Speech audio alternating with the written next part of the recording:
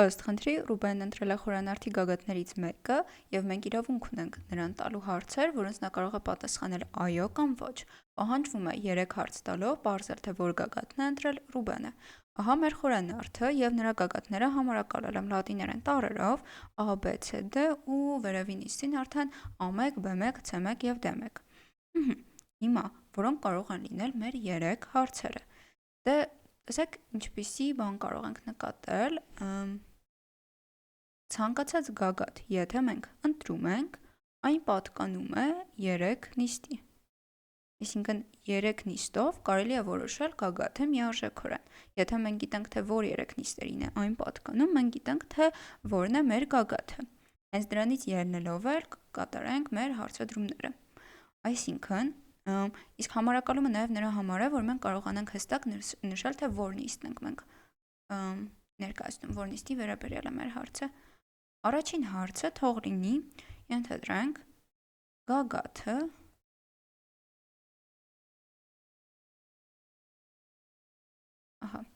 գագաթը պատկանում է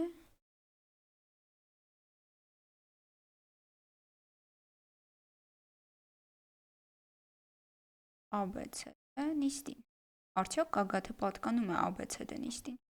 Հիմա սրա պատասխանը երկուսը կարող է լինել, կամ այո, կամ ոչ։ Հիմա, եթե այո, նշանակում է, որ նա ընտրել է ABCD գագաթներից որևէ մեկը։ Իսկ եթե ոչ, նշանակում է, որ ընտրել է A1, B1, C1, D1 գագաթներից ինչ-որ մեկը։ Ուստի երկրորդ հարցը կարող է լինել ահա այս կողմնային նիստերի վերաբերյալ, հասկանանք սրան է պատկանում, թե սրան է պատկանում։ Եվ նկատենք, որ եթե մեզ մոտ գագաթը պատկանում է կամ չի պատկանում այս նիստին, մենք ոչինչ չենք կարող ասել, օրինակ, հետևյալ նիստի վերաբերյալ։ Եթե մենք հստակ իմանանք, որ գագաթը օրինակ պատկանում է այս նիստին, մենք այդտեղից ելնելով հստակ չենք կարող ասել, որ այն պատկանում է հետևյալ նիստին։ Մենք կարող ենք ասել, որ ահա այս նիստին չի պատկանում։ Ինքն զուգահեռ նիստերի վերաբերյալ են այստեղ լինելու պնդումները։ Հիմա, եթե այո, մեզ մոտ նշանակում է, որ ABCD նիստին է պատկանում, հիմա հասկանանք։ Պատկանում է արդյոք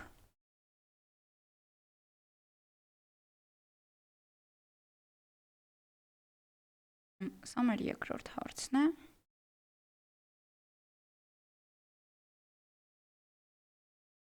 Պատկանում է, ենթադրենք, AB, A1, B1 նիստին։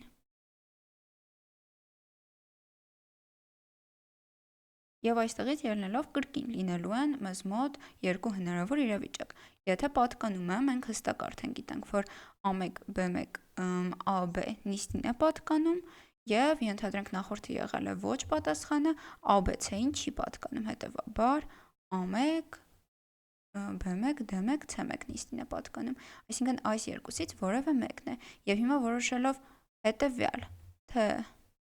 հետևյալ նիստին է պատկանում գագաթը, մենք միարժեքորեն կորոշենք, թե որն է գագաթը։ Ինքն մնաց երրորդ նիստի վերաբերյալ հարց կատարել։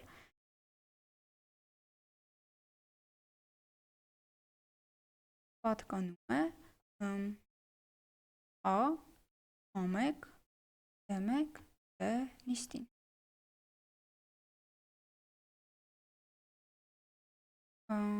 Եվ եկեք այստեղ տառերի հերթականությունը գրենք, նշել էինք AB, A1, B1, բայց այսպես հերթականությամբ են հիմնականում։ Պատկերում թող լինի A, A1, B1, B։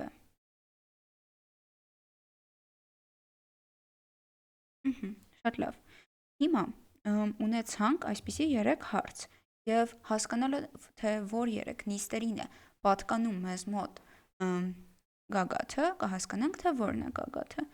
Հիմա, այսինքն 8 գագաթ ունենք և յուրաքանչյուր հարցից ունենալով 2 հնարավոր պատասխան, կունենանք 8 հնարավոր պատասխանների եռյակ։ Ու նկատենք, որ այսպիսի մի հետաքրքիր փաստ կա մեր հարցերի մեջ, այստեղ մեզ էական չէ, թե նախորդ հարցը ինչպիսին է եղել։ Այսինքն հետևյալ լուծումը այս հարցերի շարքը մեզ մոտ կարող է լինել այնպիսին, որ մենք կարող ենք ինչ-որ թղթի վրա գրել այս հարցերը տալ Ռուբենին եւ նա ինչ-որ ձև պատասխանի դրանց։ Այնուհետև այդ թերթիկը պատասխանները վերցնելով մենք հասկանանք, թե որ գագաթն է ընտրել Ռուբենը միանգամից։ Ինչը նշանակում է, որ կարող ենք հիմա առանձնացնել, թե որ պատասխանների հերթականության դեպքում որ գագաթը ընտրած կլինի։ Եկեք այոները մեզ մոտ 1-ով նշանակենք, ոչերը 0-ներով, ուղղակի ավելի հարմար կլինի։ Ու կստացվի ճակերտավոր ինչ-որ կոդեր ենք այստեղ գրում։ Հիմա որ պատասխանների դեպքում, պատասխանների եռյակի դեպքում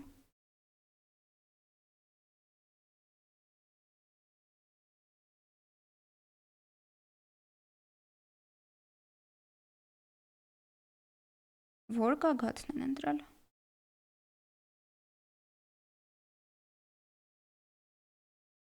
Որ գագաթն է ընտրել Ռուբենը։ Դե հիմա ինչպես նշել էի, արդեն ունենք 8 հնարավոր իրավիճակ։ Այսպես պատկերենք։ Հիմա եթե բոլորն էլ եղել են այո, այսինքն ունենք 1, 1, 1, նշանակում է գագաթը պատկանում է ABCD նիստին, գագաթը պատկանում է AB կամ A1, B1, B նիստին, հետևաբար այս երկուսից մեկն է, եւ մյուսը այն էր, գագաթը արդյոք պատկանում է A1, D1, D նիստին, հետևաբար գագաթը A-ն է մեզ մոտ։ Հիմա եթե ունենանք 1, 1, 0, այսինքն AB-ից ինչ-որ մեկն է գագաթը, բայց չի պատկանում A1, D1, D-ին, նշանակում է գագաթը B-ն է։ Եթե ունենք, որ գագաթը ABCD-ին է պատկանում, բայց չի պատկանում A1, B1, B-ին, նշանակում է պատկանում է D1, C1, C-ին։ Ինքն այստեղ ունենք 0, ուղղակի գիտենք, որ այս նիստին չի պատկանում, բայց այս նիստին է պատկանում եւ ներքևի այս նիստին է պատկանում, հետեւաբար կամ D-ն է կամ C-ն։ Եթե A1, D1, D-ին պատկանում է, կլինի։ Լավ, եկեք ենթադրենք, որ նախ չի պատկանում, այդ դեպքում կլինի, որ C-ն է ընտրված։ Իսկ եթե պատկանում է, կլինի, որ D-ն է ընտրված։ Եվ եւս 4 իրավիճակ։ Հիմա, եթե մենք գիտենք, որ ABCD նիստին չի պատկանում, նշանակում է պատկանում է A1, B1, C1, D1 նիստին, եւ հիմա, եթե պատկանում է A1, B1, C1, D1 նիստին եւ պատկանում է դրա հետ միաժամանակ հաջորդ հարցը այն էր A1, B1, B նիստին։ Ահա այս նիստին, նշանակում է, որ կամ A1-ն է, կամ B1-ն է, և հիմա եթե մեզ մոտ պատկանի A1, D1, D նիստին նաև, կստացվի, որ ընտրված գագաթը A1-ն էր, իսկ եթե չպատկանի այդ նիստին, նշանակում է պատկանում է B, B1, C1, C նիստին, հետևաբար ընտրված է B1-ը։ Եթե չի պատկանում կրկին ABCD-ի, նշանակում է վերևի նիստին է պատկանում, եթե չի պատկանում նաև A1, B1, B նիստին, ահա սրան, նշանակում է պատկանում է D, D1, C1, C նիստին, եւ եթե չի պատկանում A1, D1, D նիստին, այսինքն հետևյալ դիմացի նիստին, նշանակում է պատկանում է ահա այս հետևի նիստին, ինչն էլ նշանակում է, որ ընտրվել է C1 գագաթը եւ վերջապես ահա այս կոդին էլ կհամապատասխանի D1 գագաթը, այսինքն յուրաքանչյուր պատասխանների դեպքում մենք հստակ 3 հարցի օգնությամբ պարզեցինք, թե որ գագաթն է մտապահել Ռուբենը, որն էր նա ընտրել։ Շատ լավ,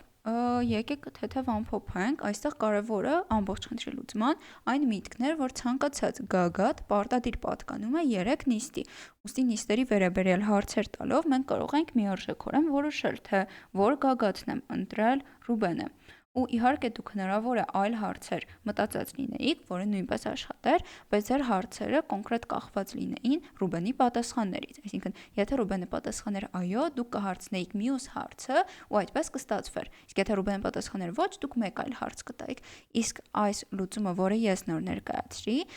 Ռուբենի պատասխաններից անկախ է, այսինքն վերցնելով ուղղակի Ռուբենի պատասխանները, մենք միշտ տալիս ենք այս 3 հարցը ու դիտարկելով Ռուբենի պատասխանները, հետևյալ կերպ միարժեքորեն որոշում ենք, թե որ գագաթն է ընտրել Ռուբենը։ Հետևաբար այս խնդրի լուծումը այսքանով կարող ենք ամբողջությամբ ավարտել։